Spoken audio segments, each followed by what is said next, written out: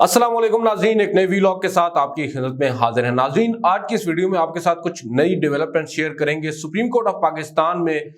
जो chief justice हैं उन पर अब दबाव बढ़ाया जा रहा है उनके साथी जजेस की जानिब से, और बज़ाहिर नज़र यही आ रहा है कि चीफ जस्टिस भी अब उस दबाव में आ चुके हैं और उन्होंने भी एक बड़ा फैसला लिया है, उसके बारे में आपको बताएंगे। और उसके अलावा आज एक सुप्रीम कोर्ट में अहम समाअत होना थी, 12 बजे का वक्त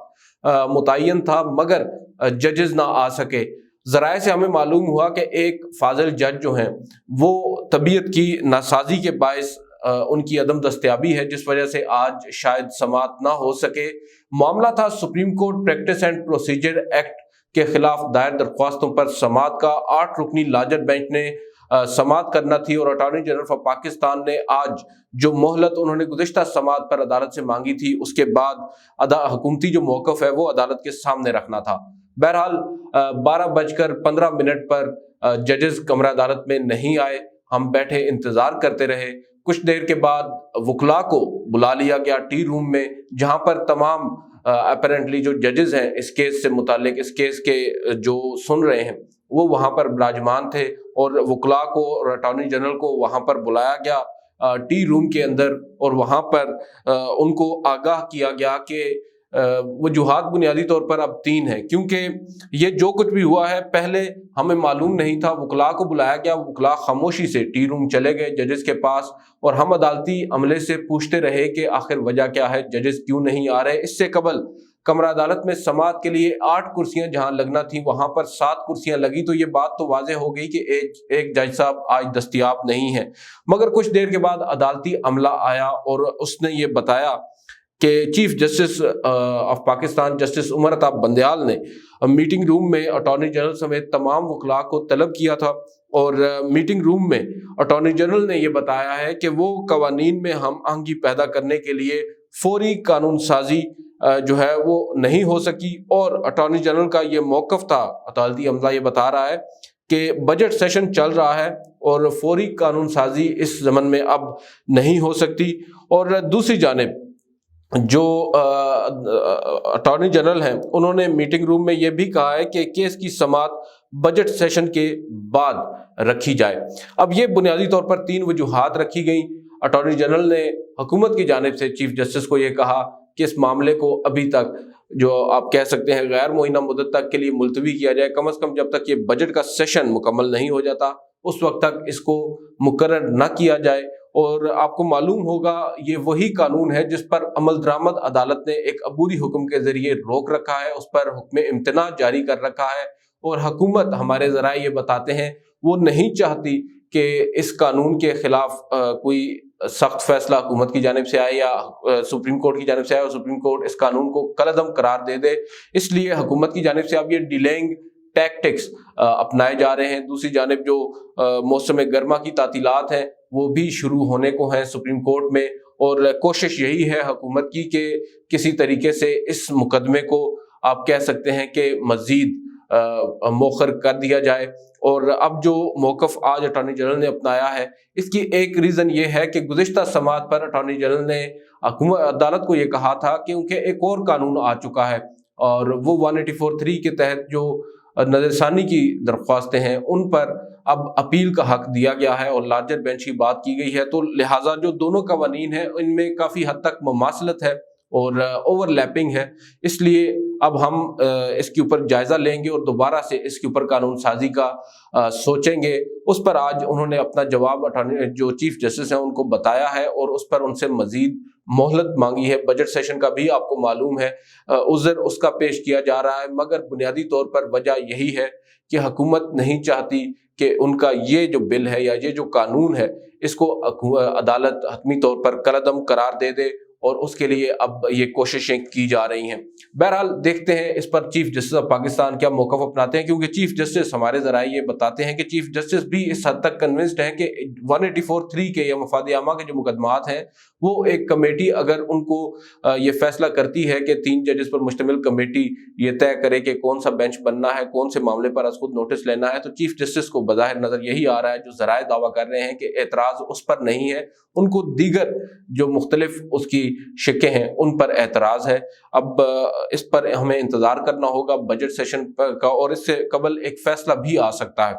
जो दूसरी बड़ी डेवलपमेंट हुई है वो गुज़िश्ता रोज़ सुप्रीम कोर्ट में जुडिशल कमीशन के इजलास में हुई है। जुडिशल कमीशन का इजलास हुआ बलूचिस्तान हाई कोर्ट के जजेस के हवाले से, और उसके बाद खैबर पख्तूनख्वा के 3 जजेस के आप कह सकते हैं एक्सटेंशन के हवाले से तमाम मामलात खुश असलूबी से तय पा गए, और अदालत की जानिब से जो जुडिशल कमीशन है उसने मुत्तफ़िका तौर पर मंजूरी भी दे दी तमाम जजेस की, हाई कोर्ट बलूचिस्तान और हाई कोर्ट खैबर पख्तूनख्वा या पेशावर। मगर दिलचस्प बात यह है कि जब तमाम तर मामलात तय पा गए तो जो जुडिशल कमीशन के मेंबरान हैं उनमें से अक्सरियत ने चीफ जस्टिस पर दबाव डाला कि अब आपको सुप्रीम कोर्ट के जो 2 गैर हाजिर जजेस हैं या सुप्रीम कोर्ट में जो 2 जजेस की नशिस्तें खाली हैं उन पर भी तैनाती करनी होगी, और उनके लिए सबसे पहले चीफ जस्टिस को इजलास बुलाना होगा, जो कि एक तवील अरसे से नहीं बुलाया गया। और एक बहस ये चल रही है कि चीफ जस्टिस के पास शायद नंबर्स पूरे नहीं हैं, जुडिशल कमीशन में अपनी मर्जी के वो जजेस फिल वक्त एलिवेट नहीं कर पा रहे, इस वजह से वो रिलक्टेंट है जुडिशल कमीशन का इजलास बुलाने के लिए, जो इजलास जिसके अंदर ये फैसला होगा कि सुप्रीम कोर्ट के अंदर अब कौन से 2 नए जजेस आएंगे। और अब जो जुडिशल कमीशन के मेंबरान हैं, जस्टिस काजी फायज ईसा, जस्टिस सरदार तारिक मसूद, जस्टिस एजाजुल एहसन, जस्टिस मंसूर अली शाह और अटॉर्नी जनरल समेत आप कह सकते हैं इसमें पाकिस्तान बार कौंसिल के भी एक नुमाइंदा होते हैं, इन तमाम का अब मुश्तरका तौर पर यह कहना है कि इजलास बुलाया जाना चाहिए, फौरी तौर पर बुलाया जाना चाहिए, और उस इजलास में इस बात पर गौर करना चाहिए कि 2 जो जजेस हैं जो जिनकी नशिस्तें खाली हैं उनको एलिवेट किया जाए। लाहौर कौन सी हाई कोर्ट से किया जाता है ये तो वक्त आने पर मालूम होगा। जस्टिस काजी फायज ईसा ने एक खत ज़रूर लिखा था और उसमें उन्होंने चीफ जस्टिस को ये कहा था कि जो सीनियर जजेस हैं, चीफ जस्टिस हैं पेशावर हाई कोर्ट और सिंध हाई कोर्ट, उनको एलिवेट किया जाए। अव्वल तो उन्होंने नॉमिनेट किया था जो कि रिवायात के खिलाफ है, जो सीनियर प्यूनी जज हैं वो जजेस को नॉमिनेट नहीं कर सकते, नॉमिनेट सिर्फ चीफ जस्टिस कर सकते हैं, और उसके ऊपर जब वोटिंग होती है तो फिर तमाम मेंबरान का जो वोट है वो बराबर तस्वर होता है, मगर जो नॉमिनेशन होती है वो चीफ जस्टिस करते हैं। अब चीफ जस्टिस ने जब बार बार इसरार किया गया उस जुडिशल कमीशन की मीटिंग में, गो के हमें बताया जा रहा है कि खुशगवार माहौल में ये मीटिंग हुई, मगर इख्तिताम जो है वो इस तलखी पर हुआ कि अब चीफ जस्टिस ऑफ पाकिस्तान ने बिल आखिर आप कह सकते हैं कि हथियार डाल दिए, और उन्होंने कहा कि मैं जल्द ही जुडिशल कमीशन का इजलास बुला रहा हूँ, और जो इस सुप्रीम कोर्ट के अंदर 2 जजेस की नशिस्तें खाली हैं उन पर हम फैसला करेंगे कि कौन कौन आ सकता है। बज़ाहिर नज़र ये आ रहा है कि जो चीफ जस्टिस हैं पेशावर हाई कोर्ट, जो अभी हाल ही में मुसरत हिलाली साहिबा उन्होंने चार्ज संभाला है बतौर चीफ जस्टिस, उनको एलिवेट करने का कहा जा रहा है। और चीफ जस्टिस ने गालिबन कुछ ज़राए ये दावा कर रहे हैं कि उनके जो मुख्तलिफ मुकदमात हैं या उनका एक पूरा रिकॉर्ड है वो भी तलब कर रखा है उनका जायज़ा लेने के लिए। ऑब्वियसली जब पहले जजेस को एलिवेट किया जाता है सुप्रीम कोर्ट में तो जो चीफ जस्टिस होते हैं वो उनके जो मुतअद्दिद फैसले होते हैं,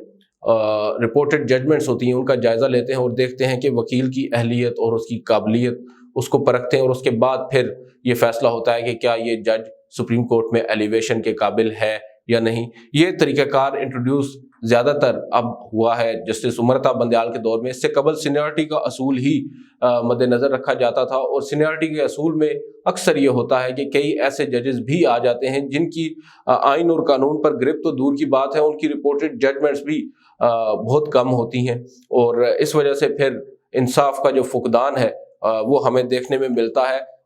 एक तकसीम है जजेस के दरमियान